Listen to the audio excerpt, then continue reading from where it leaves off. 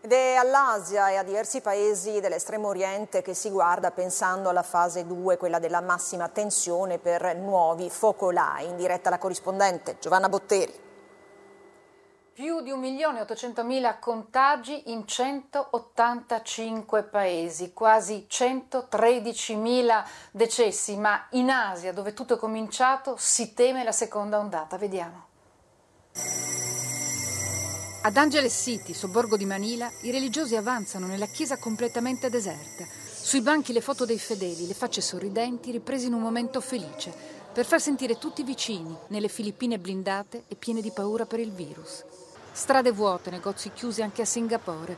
La scintillante città del Leone, che con il suo contenimento del contagio era diventata un esempio per tutto il mondo, ora teme la seconda ondata. Ha reso obbligatorio l'uso della mascherina, ha già decine di morti e migliaia di contagi.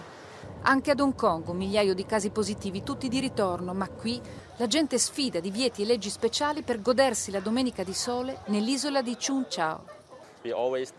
Siamo sempre chiusi in casa, dice Benny. Abbiamo bisogno di uscire.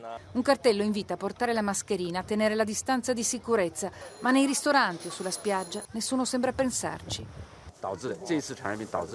Potrebbero esserci più morti che nelle 2 guerre mondiali a causa del virus. Non possiamo abbassare la guardia, implora il direttore sanitario di Wuhan. È decisamente un'atmosfera più mesta, quella che si respira nella città che fu l'epicentro dell'epidemia. Qui dimenticare sembra ancora impossibile.